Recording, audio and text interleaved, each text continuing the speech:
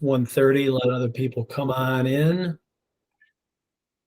I feel like everyone always runs a couple minutes late when it's my webinar, but Regine, everyone shows up for yours on time. Right. So. And happy birthday again, Ryan. Thank you for showing up today. It's your birthday, but you're doing webinars. So I wanted to take today off, but I said, I gotta give some knowledge to some peeps. So here I am.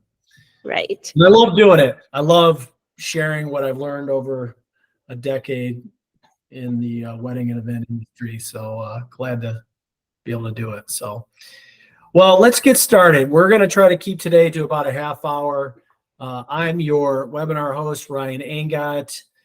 Regine was right. I turned 43 today. Couldn't be happier to be sharing some intel and knowledge with you folks on today's call. The call is being recorded, so everyone knows. And what we're going to talk about today, and I hope everyone had a great Memorial holiday in the States. So what we're going to talk about today is defining your sales process and using secret shoppers, that's right, secret shoppers, to ensure consistency. This is something I sort of pioneered back when I worked for Continental, and it was really an effective way to ensure our salespeople were following the sales training that we had outlined for the businesses. So a little bit about me. I'm not going to get on too much of a soapbox today, but I do know what I'm talking about. I promise you that. I spent about a decade in the industry running 8 different venues and catering brands within Continental. We were arguably one of the biggest caterers in the Midwest and clearly the biggest in Michigan. We did over 1,000 events a year, and I oversaw $50 million worth of weddings and events. I also have another company called TechLock, which is a computer accessory brand that I use a team of VAs for. And I also have a blog and other content called the $7 an Hour Entrepreneur, which basically educates small business owners and entrepreneurs like yourself on how to leverage VA talent from the Philippines with my partner Regine on effectively growing and running your business. So if people are interested in that, we'll talk a little bit about later with our last concluding slide. So let's get into it. So why, and we're going to hold all questions for the end. If you have questions, please put them in the chat. We will address those at the end. So that's a great way to answer questions. So why is it so important to define your sales process and this is a big and, which very few companies do, use secret shoppers to ensure consistency? Why is it so important? Well, let me tell you why. Consistency is everything. I had my former CEO, owner of Continental, said to me, Ryan, one time, goes, Ryan, what must be really hard about your salespeople is they're like performers. And great performers at a Broadway show, at a rock concert, at whatever it may be, put on a great A+ performance over and over and over again to ensure the best outcome. So it's one thing to be training your whole life as a ballet dancer or a lead singer. It's another thing to be doing it day in, day out. And a challenge that I face is, or I've seen in my career, is that salespeople will derail. They'll get comfortable. They'll do whatever they want to do, or as owners. It's our job as leaders of your organization to effectively communicate exactly the sales process that you set forth in your business and ensure it gets followed, just like a great ballet dancer that does the same darn repetitive song and dance every time. It's mundane, it's boring. They've done it a zillion times, but they've done it at the highest peak performance. And that's exactly the type of model we want to put into our businesses when selling any type of wedding or event, or really anything in general. So sales should always be your top priority. You got a lot of things to worry about as a business. You got HR and people and yada, yada, yada. Well, sales is the lifeblood of every company. Without sales, you can't pay your accountant. You can't pay your social media person. You can't pay yourself. And what I found is that people spend thousands, tens of thousands, hundreds of thousands of dollars a year on personnel to do their social media, advertising. You've got business overhead. There's so much cost of running a wedding and event business that you're leaving money on the table if you're not following through with that great consistent performance that really can hinder growth and cut money right out of your pocket. So, if you're not optimizing your sales process, you're just leaving money out there. Why would you spend money on the Knot, Wedding Wire, email marketing, social media, trade shows, blah, blah, blah, blah, blah, all over again if the person that answers the phone isn't following a process, if that appointment that comes in is not following the process you've defined? You're wasting money. Stop doing it. So many businesses do this. When I started Continental, we were wasting so many marketing dollars and not attributing each different success metric to where the marketing dollars were spent. So if we spent $5,000 at a trade show, how much business did we get out of it? And then to monitor and adjust accordingly. But the biggest takeaway we're talking about today is you spend the money, you've driven in a conversion to a lead. The best thing you need to do is invest in the time and money to convert that lead to a sale, or it's a waste of time and money. Lead spelled backwards equals deal. Don't forget that. Optimizing your sales process. So up front, I talked about defining your sales process. And at Continental, when we had a family of 8 venues and different catering brands, we really nailed down our process from the initial RFP or phone inquiry to how to set an appointment to, and that was on one of my last sessions, getting the appointment. Oh, I jumped ahead. Sorry about that. I'm getting too animated over here. I'm slamming my keyboard. Maximizing that opportunity and doing the right follow-up to close the sale. That all needs to be defined. And at Continental, we had a phenomenal 72-point sales process that would go through things like, did we offer them a bottle of water? Did we ask for the key decision makers, like the parents up front, if they're part of the decision-making process? Did we make a personal connection? Yada, yada, yada. And everything was weighted at importance of value. So like offering somebody a bottle of water may seem something small when they're at your facility, but it was 1 point on the sales system. If you didn't offer them a bottle of water, it doesn't mean you're going to lose the sale. But those were all the little details that added up to be a great sales experience. And the better we were, the better the outcome was. So I strongly encourage you to define that process from the phone call to the close and put some type of scoring system in place, which I'll get to in a little bit, about how you want to define that. The next part and the hard part, what people struggle with, is ensuring it gets followed. You as the owner or business leader in your company, it's easy to say, this is what you do, A, B, C, D. You want to ask, you want to make a personal connection. You want to ask them about what's important to you. And you can do all that in sales training, which is great. And you have to do that. I also think you should take it a step further and define the importance of all these things and give your salespeople rhyme and reason as to why it's so important. But then the hard part is, how does it get followed? Yes, as the sales leader, when I was at Continental, I would go on appointments with my team. And of course, 8 or 9 out of 10 times, they're going to score an A, A minus, A plus. They followed it. They followed the script. They followed the process. They asked great questions. Why? Because the boss man was in the room. I'm really going to make sure I put on a great show because Ryan's here and he's watching me. So I'm going to be really buttoned up on this one. That's fine and dandy and all, but I can't go on all sales appointments, and neither can you. You can't scale that way. And you got to make sure everybody on your team, back then we had a team of like 14 salespeople between our venues that were selling. Everybody should be consistently doing the same process over and over again. Yes, you're going to have little individual tweaks on personalization, but the fundamentals remain the same. So how do you at scale ensure that your salespeople are doing that same A+ ballet performance time in and time out? You do it by a secret shopper process to ensure that process is followed. I talked about it a little bit earlier, the scoring system. If you don't have metrics in a scorecard for your salespeople to run up against, and salespeople are naturally competitive in nature, build a reward incentive or give them, time off or money, if, whatever it may be, a bonus structure, but you got to define and say, hey, Mike or Stacy, whomever, This is my expectation to score an A. You need to do A, B, C things in your sales process. You need to create a sense of urgency. You need to ask what their ideal outcome is. You need to paint the picture of what their experience is going to be like having a wedding at one of our golf courses or one of our yachts or whatever it may be. Defining that in great detail takes time and discipline, and everyone has to be bought in up front to say, yes, we all agree that is what an A+ sales process looks like. Here are the points tied to each component of that sales process, and let's then use our secret shoppers as a scorecard. You gotta understand at the bottom there that every salesperson understands the value and importance of maximizing those opportunities, and consistency is paramount.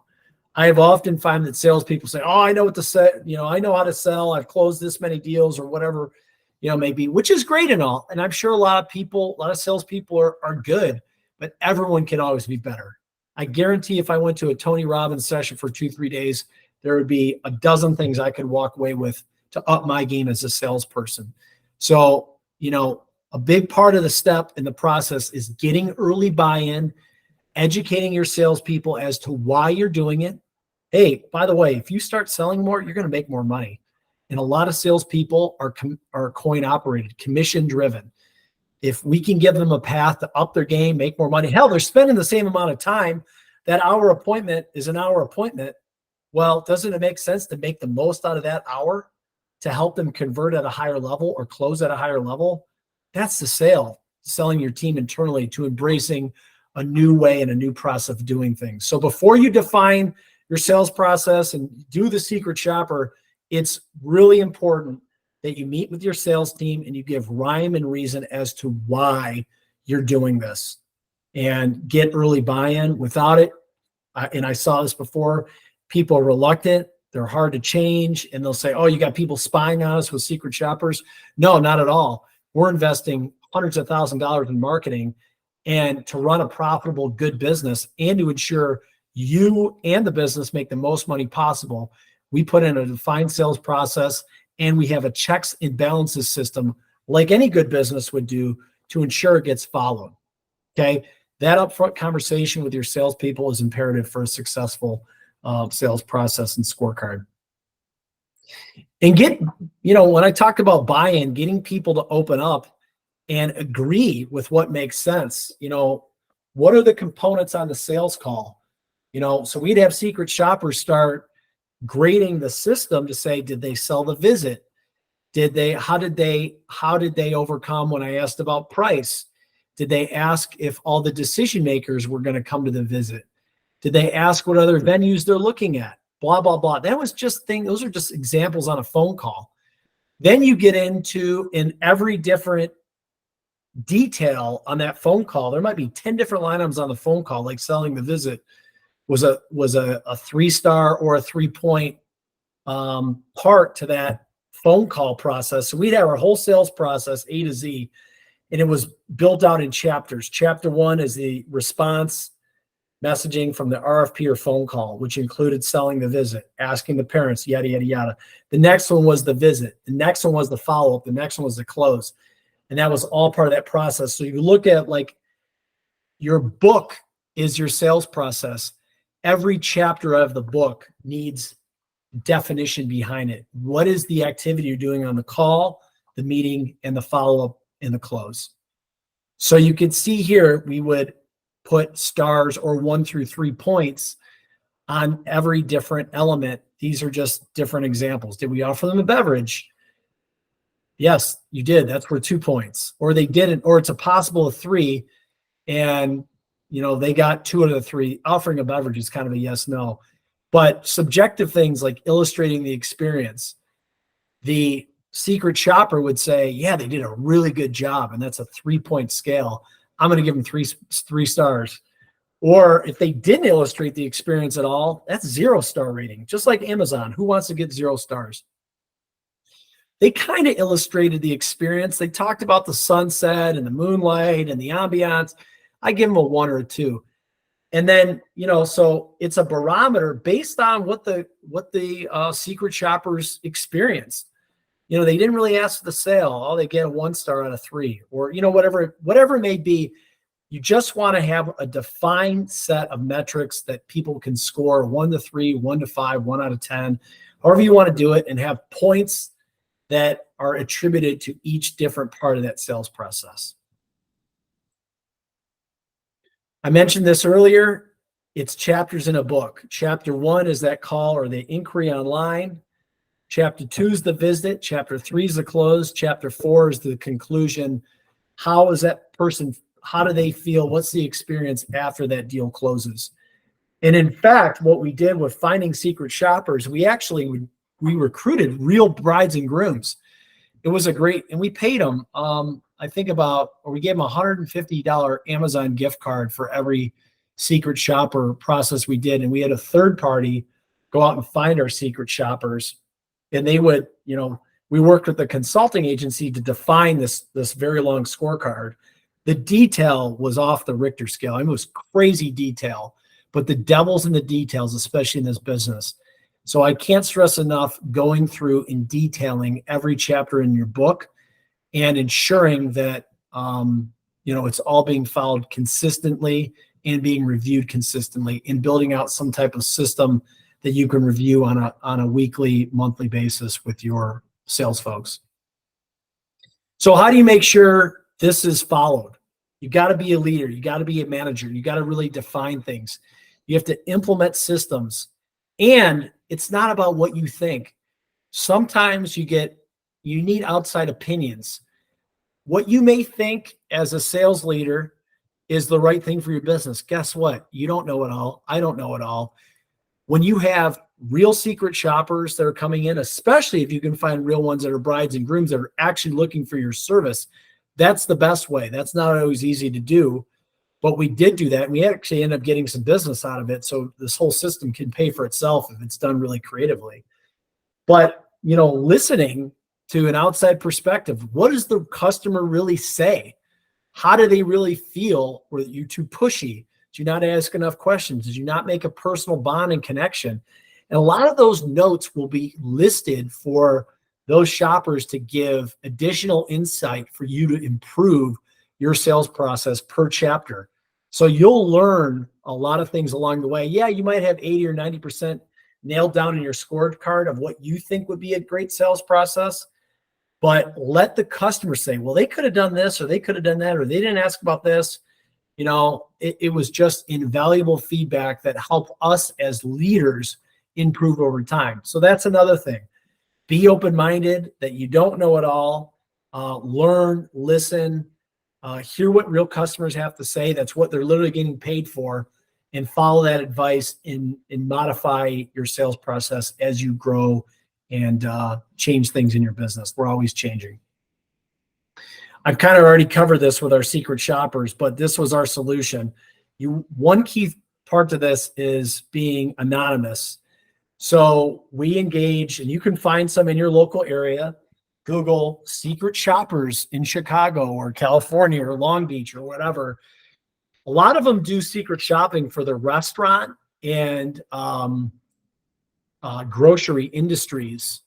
And I got pretty close with this woman I worked for many years ago. So those were her accounts, and she would do a lot of that, guest experience from a restaurant. Did they offer me dessert? Were they on time with my order? So by applying that into the wedding and event process, no one's doing this, by the way. Like, very, very, very rare. I mean, I know I think the only ones that I knew about in Metro Detroit that were doing it, but it really helped us up our game, and we learned so much that we were sort of blind to.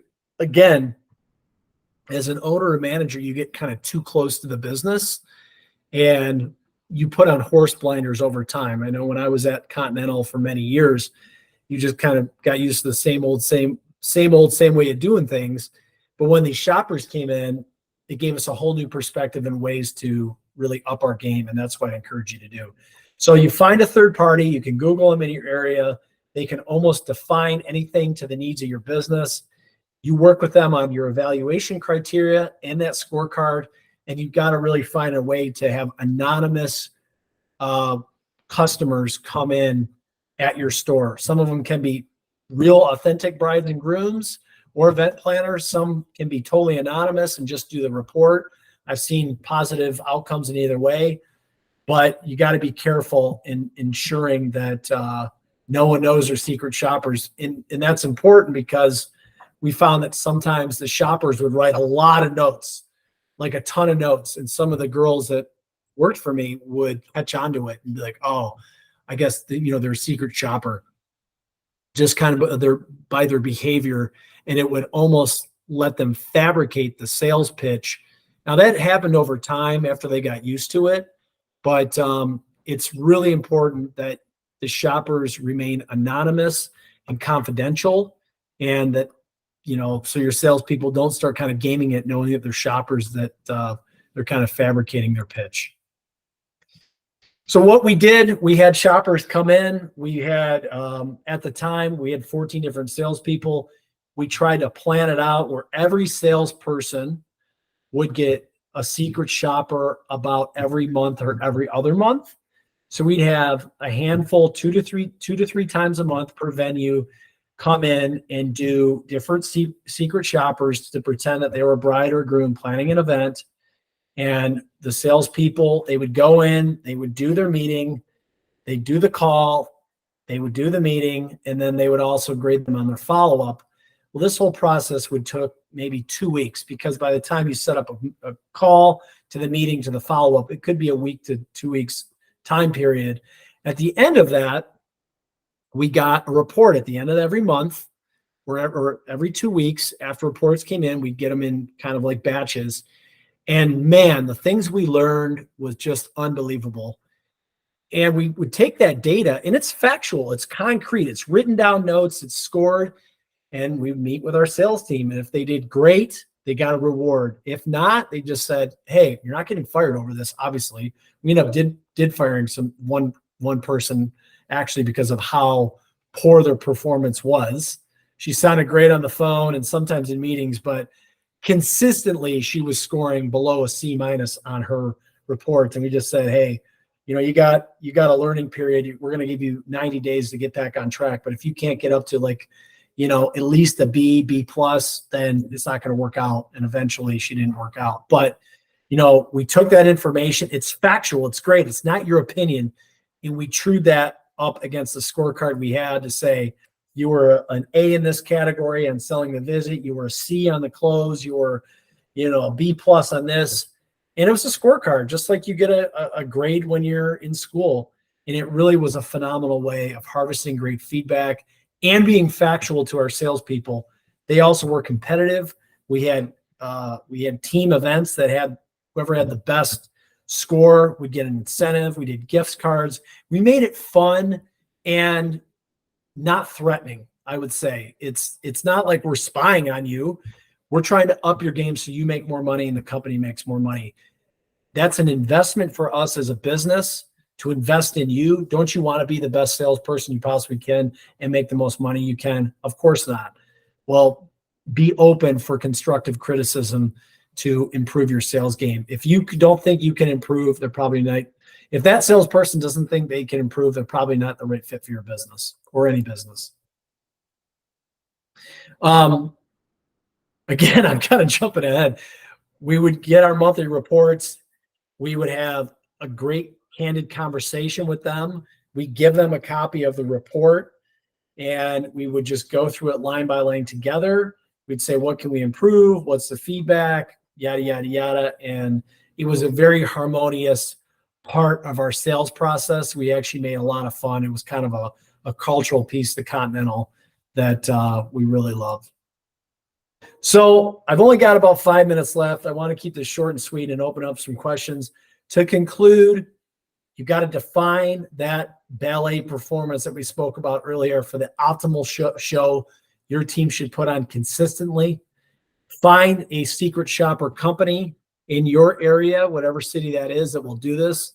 Google and ChatGPT can work wonders. Hell, they can help define sales process for you. Work with them really closely to understand your expectation and what you want the outcome to be. Put it into action and adjust. This should be part of your management process that is done And a big, it takes time, but I can assure you the upfront pain of doing this process and the cost is much greater. The gain is much greater than the upfront pain of putting in a new process. And lastly, you got to sell it internally to your staff for them to make more money and up their game as a salesperson or whatever capacity they're doing. If you need help with this, SAS, Strategic Assistant Staffing, is our low-cost, $7 an hour starting price points for our Filipino wedding team. We're the only really dedicated wedding VA team, virtual assistant, virtual staffing team in the world. It's got my experience, depth, and background that I've plugged into our Filipino VAs that can work with you on a month-to-month contract basis. So if you need help with social media, setting sales appointments, cold calling, trying to get more corporate business, a general extra assistant set of hands for paperwork, whatever it may be, our VA team is ready and willing to help you out. We work with consultants like Alan Berg. We're at Wedding MBA, and we are the premier virtual staffing agency in the wedding and event industry. So reach out to Regine or Mishi. You can go on our website, strategic-assistant.com, for more information. And that is my presentation. So I'm going to open it up with any questions. I know we have a smaller audience today, but any questions from the field? No question, but just a comment. I'm transitioning to like a front of house leadership role, director of operations kind of role. So this was really informative, kind of definitely echoing a lot of the things I've been thinking about, that I've been reading. So thank you for your time. Definitely good notes were taken. Good. Glad I can help. Yeah, it was a game changer in our sales process, and did wonders for us. So Awesome. any other questions? We've got a couple minutes left.